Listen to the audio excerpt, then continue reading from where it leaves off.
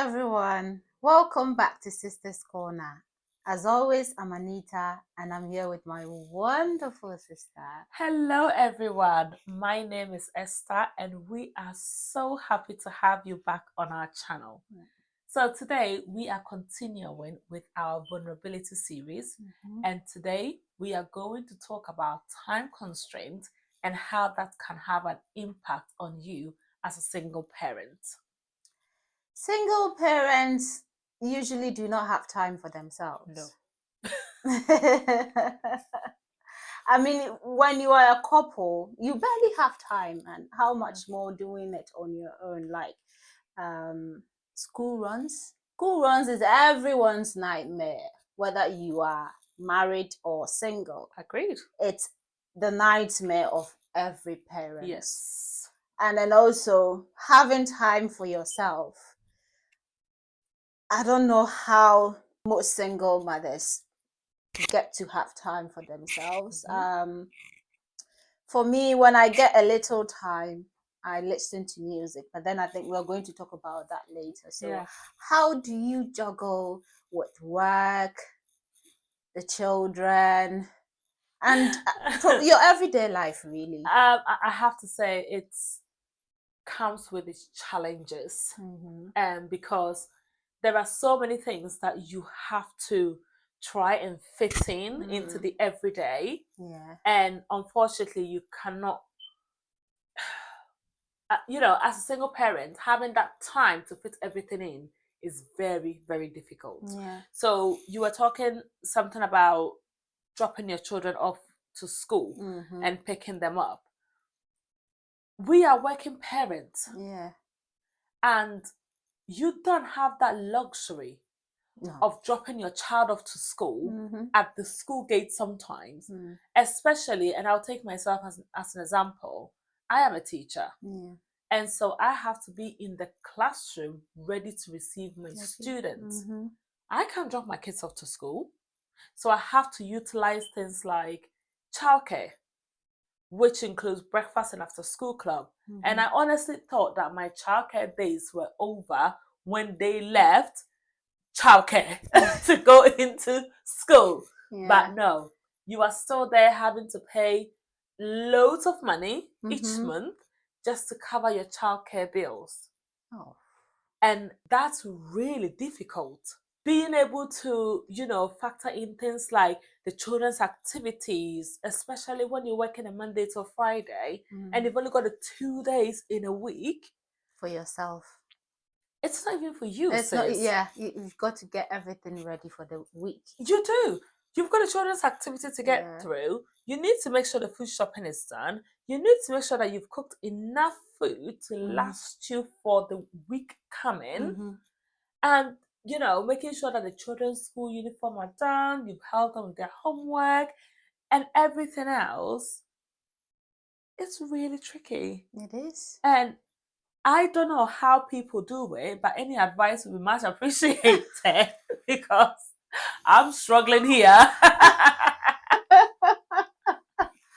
I'm trying to relate to you, sis, because I have mom helping with childcare, and I also have my neighbor. We share the school runs. Sometimes she would do morning, and I would do the afternoon. And when I'm working, mom will only have to get the kids ready, and then she will collect them for school, and then also pick them up after school. So I'm trying to relate to you, but yeah, there was a time I was in your shoes because mom was working full time, and she wasn't really there, so I had to rely on child minders for childcare, and believe me, it was tough. Of course, it was tough, and expenses. I mean, childcare cost is expensive.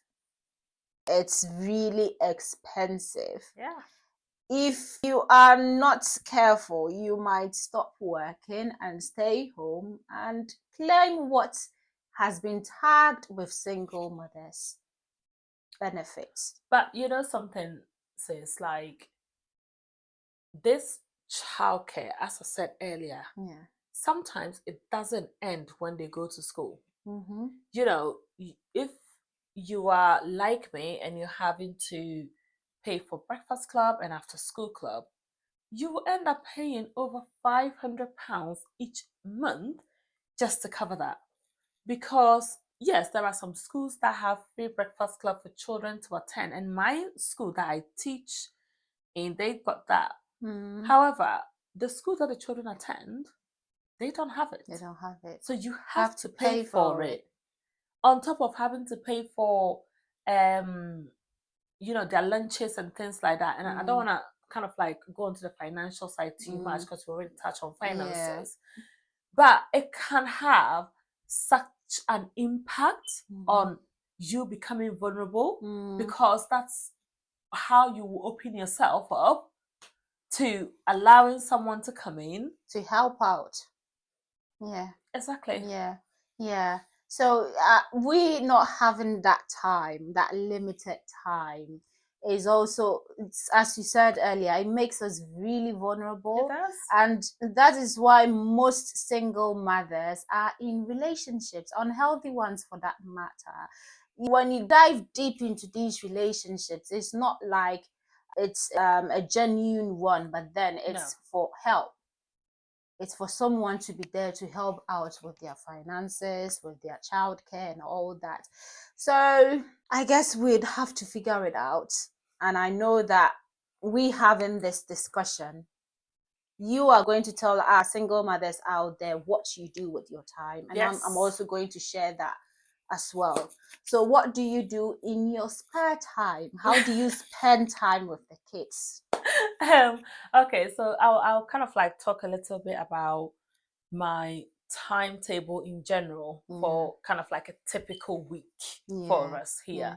So we obviously I work in a school, so when it's not school holidays, I'm at work early in the morning and I drop these children off around 7:30 in the morning to breakfast club so I can get in school in time to set up and get ready for the children. I have a lot of responsibilities at school as well, which I have to make sure that I'm on top of everything else. And then at the end of the day, you've got staff meetings and things like that to do and stuff. So the bulk of my activities are normally over in the weekend. But in the week, one of the days that is really, really busy for us is on a Thursday. And because my daughter has to go to dancing in the evening. So now she doesn't go to dancing once a week, but twice a week. And one is in the evening. But as you said, utilizing people who are around you really helps. Yeah. So I've got a parent who will drop them off and then I will be the one to go and pick them up because I finish work later. And so that works really, really well for us. But at the weekend, I have to make sure that I'm planning literally down to the minute of my time, which means that when I drop my daughter off to dancing, I have to make sure that, starting off on the Friday, I have to make sure that I have done the food shopping on a Friday. I don't like to shop online. Not everyone does. So I have to make sure that I've gone off to do the food shopping as soon as I finish work on Friday. Come home and make sure on the Saturday I drop my daughter off to dancing. I'll come back. I will make sure that I've started cooking for the week ahead. If there are any gardening tasks, I utilize the kids a lot. My son will get a lawnmower and he will mow the grass for me now because he's a lot older now. He's like 15. So he's able to do that for me. Also making sure that you've got a wash on. Tell me about as many times a week as you possibly can. I know people go on about, oh yeah, you should be doing a wash a day, a basket a day. I can't. If I do a basket a day, I'll have washing coming out of my ears. And sometimes you are knackered. You can't be bothered about it, can you? No, you cannot. You can't be bothered. That's what sometimes I do. I'm like, I'll have to clean up the whole house, but then when I'm knackered, I can't be bothered. No. I can't. And you know what? That's okay. What we see on social media is not reality. Like, honestly, it's not reality at all. So if you feel that some days you are not able to have your house sparkling, that's okay. Yeah. Your health is more important. Your mental health and It's your more. rest is a lot more important. And you don't have to figure it all by yourself. Let me reiterate that, because sometimes you don't want to ask for help. No. You're like, oh, I don't want to be a bother. I don't want to be a burden onto people. Look, there are people waiting for you to ask for their help. And if you don't ask for help, no one is going to help. Oh. So sometimes I think it's best you ask for help, because if you don't, you would be all by yourself and you're going to burn out. You are. And I agree with you, sis, because I used to be like that. Mm-hmm. I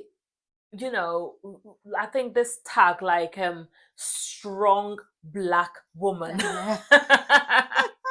A strong woman, yes. Yes, a strong woman. And I used to wear that like a badge of honor. Yeah. But it doesn't do you any favors. It doesn't. It really doesn't. It doesn't.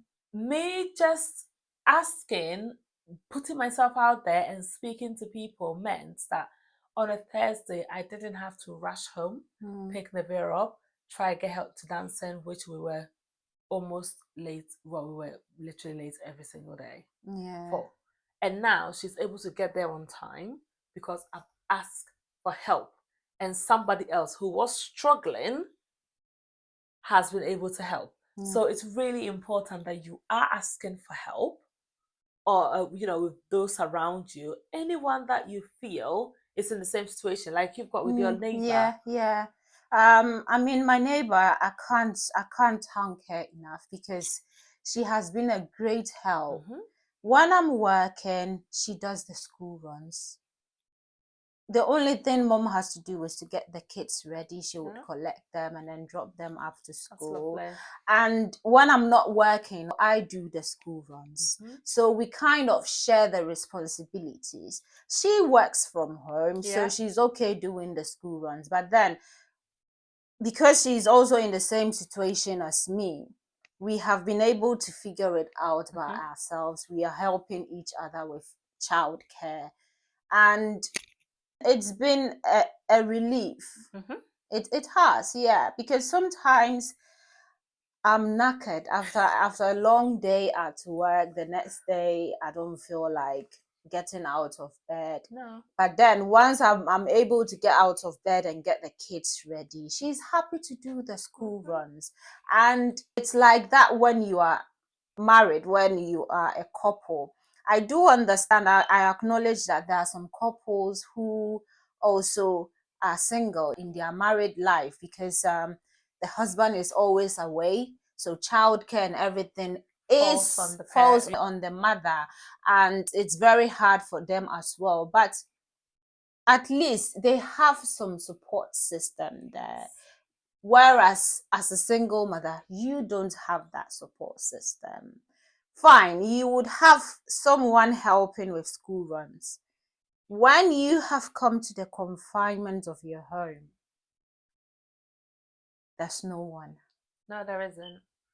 And I think, it's good that you kind of like touch on a little bit about the fact that sometimes you feel so tired because all the running around, that can cause burnout. Yeah, it does. It does. And so it's good that you've recognized that actually some days I need to be in bed. And that's all I need to be able to do. Yeah. And that's okay. Perfectly okay.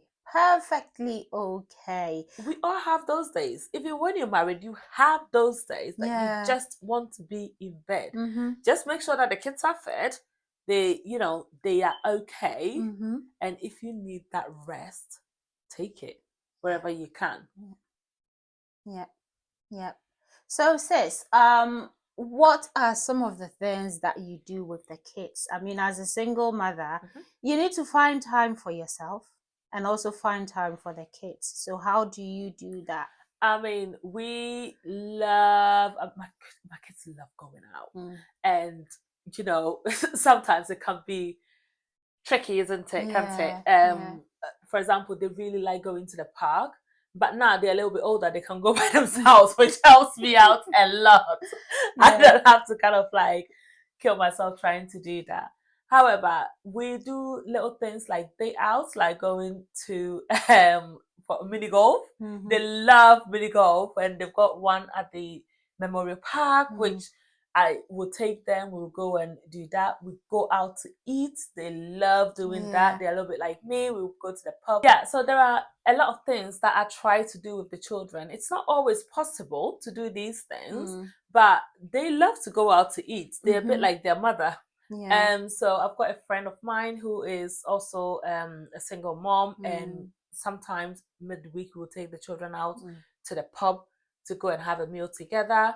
We do things like going for mini golfing. This time of year as well, at the Memorial Park, they got like a water thing where the children can go off and have a bit of a splash about, and that's quite nice. It doesn't cost money, which is also another factor. Nice. And also we try to kind of like fit in a trip to the seaside every once in a while when we can afford to. So little things like that. What do you do? For me, my kids love to go to the cinema, and they also love to eat out, Italian food for that matter. They're expensive. I don't know where and how they got to discover Italian food. I mean, they have pizza, they have pasta and all that, but then they want to go to the actual restaurant, an Italian restaurant, to have these foods. So, Bella Italia. Bella Italia. And yeah, so sometimes you have to find time for it, and also take them to the cinema. And they also love exploring hotels. Nice. Yeah, they love hostel. I don't know my kids love the hotel for the breakfast. They love hotels so much that they're always reviewing a hotel. They would go online, look at the pictures, and they're like, "Oh, mom, this hotel is really nice. Can we visit this hotel?" I'm like, "Where do you get all this time to review these hotels that you're doing online? I think they should be doing that for money." Yeah, so apart from we going to the cinema and the restaurants, sometimes I'll take them to the park, but sometimes I can't be bothered, honestly. I can't. I feel like we need to be doing more stuff.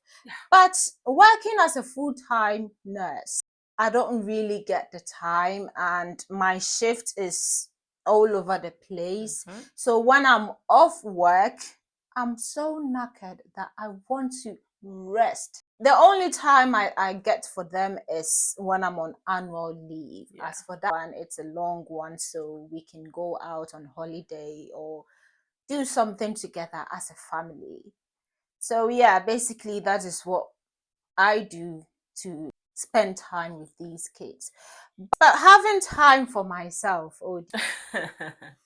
having time for myself is a very limited one. It is a very limited one. I feel like the only time I get to have for myself is when they are in bed. At least I can listen to music, I can do some mindfulness, or I can watch a movie. But then apart from that, you need to do the laundry. You do? You need to cook. You need to do a lot of stuff. And I don't know about you, but what I have realized is that as they're getting older, the less time you have for you. Yeah. Because their bedtime isn't as early as it used to be. No. And so, at first they used to go to bed at 8 o'clock, and now they're going to bed around 9 o'clock. I'm in bed at 10. I'm that exhausted. I'm in bed that early in the evening. Yeah. And so I've got no time, because even the 9 o'clock that you send them to bed, because of their age, they'll be like, "Oh, it's too bright and I'm not tired." So by the time you realize you've fallen asleep and they are still probably up. Yeah. Isn't it? Yeah, it happens a lot. It happens quite a lot with my kids as well. Sometimes you would be downstairs, you would send them to bed, and you would hear all the noises, or like, these kids are not sleeping. No. So yeah. I try to kind of like fit certain things in where I can. Okay. So for example, I will wake up around 5:30 in the morning, and I will have, like, the first thing I'll have on is a morning prayer straight on before I even touch my phone. I'll just go on YouTube on the TV and put that on, and then I'll make myself coffee, sit downstairs for about half an hour before the children wake up. And that time, I find that it's such a peaceful, nice moment, a very productive one. Yes, that I can cherish. And it also means that I get to start my day on a positive note. Yeah. And for me, that's really important. Yeah. And another thing that I want us to touch on is finding time for social activities. I am very bad with that. I am literally bad with social, apart from church. And even church, I'm not that regular, because some days I am knackered. I want to spend the whole day in bed. So I wouldn't want to get out of bed and get these kids ready for church. And it's not like you're doing that deliberately. No, you're not. But as human as you are, sometimes you need to reset, go to factory settings, and get yourself ready for the week ahead. So how do you find time for social activities? When we were at uni, and we've just begun our career, it was so easy. Oh yeah. We didn't have that, I mean, yes, we had responsibilities, but it wasn't, we could manage it. It was okay. We could manage it. But now reality has hit in. You are working. You're actually working. Absolutely. You are a career woman. So, and you get into a certain age that you want to do so much more for yourself, for your kids. There are certain milestones and goals that you want to hit. And so because of that, you don't have time for the things that you used to have time for. And some people may see it as you being antisocial, but it's not. No. It's just that you don't have the time. I remember, I think just last week, I was texting a friend of mine. I'm like, you can text me and call me from Friday and I will be free to reply. Because sometimes it takes about 3 to 5 business days just to reply to certain messages, because you are so busy. You've got so much going on. And even now that we are off, and I thought I'll be able to, no, because I'm trying to get my house sorted. Oh yeah. For the first week that I'm off. Yeah. So we have a very limited time. We do. So to our listeners and viewers, what are some of the things that you do with your time? Do you also have a limited time? We would like to know your views on this, because basically everyone has their own experiences with time. My sister has shared hers. I have also shared mine. And there are some things that I couldn't relate. So please don't hesitate to comment on our videos with how you manage your time as a single mother. Thank you so much for joining us. Can we please ask you to like and subscribe to our channel? And we can't wait to see you again next time. Bye.